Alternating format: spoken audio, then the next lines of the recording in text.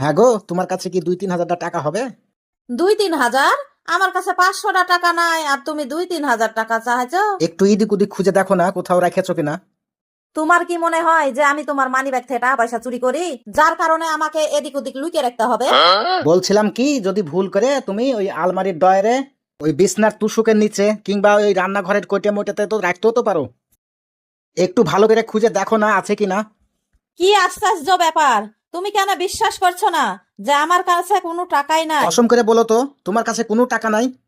আমি কসম করে বলছি আমার কাছে কোনো টাকা নাই। তাহলে আলমারির কাপড়ের ভিতরে যে 3,000 টাকা পেলাম, এই টাকাটা কার? মনে হয় আমি কোনো সময়তে ভুল করে রেখে দিয়েছি। যেহেতু তুমি কসম করলে তোমার কাছে কোনো টাকাই নাই, তাহলে আমারই টাকা। আরে আরে শুন, কিছু বলবা মনে হচ্ছে। না না কিছু বলবো না, এটা তোমারই টাকা। শুনো, ওটা আমারই টাকা, তুমি লিও না, প্লিজ আমাকে দিয়ে দাও। আচ্ছা, তুমি তো এখনই বললে যে এটা আমার টাকা, তাছাড়া তুমি কসমও করলে, তাহলে এখন কেন বলছো এটা তোমার টাকা? আমি মনে করেছি তুমি ওই জায়গাটা খুঁজেই পাবা না, তাই তো তোমাকে আমি বলতে চাইনি। তাছাড়া তুমি টাকা নিলে তো দিবাও না।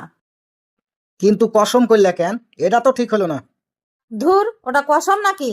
আমি কি কারো নাম বলেছি যে ওটা কসম হলো? তুমি এরকম চালাকি করলে আমার সাথে, আবার বলছো কসম করিনি। প্লিজ বাদ দাও না এসব, আমার ভুল হয়ে গেছে। তুমি তো আমার টাকা নিয়ে কখনোই দাও না, তার লাগিয়ে তো মিথ্যা বললাম। আচ্ছা ঠিক আছে, তোমার টাকা তুমি নিয়ে নাও তো, আমি জাস্ট তোমাকে পরীক্ষা করলাম। আচ্ছা যাও, টাকা নিয়ে যাও, আমার লাগবে না। তুমি তো এর আগে আমার বহু টাকা জমানে নিয়ে নিয়েছো, কিন্তু কখনো দেওনি। যদি দিতাক তাহলে তো আর এরকম হতো না।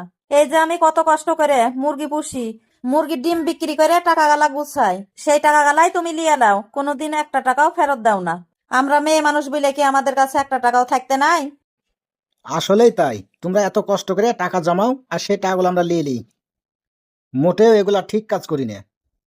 এখন থেকে আর তোমার কষ্টের জমানো টাকা আমি আর নিব না। আরে লিবা না কেন? সংসারের প্রয়োজন হলে তো অবশ্যই নিতে হবে। টাকাটা নেওয়ার সময় অবশ্যই আমাকে জানাবা। আর আমরা যে কষ্ট করে টাকাগুলা গুছাই, এটা মাথায় রেখো, তাহলেই হবে। ঠিকই বলেছ।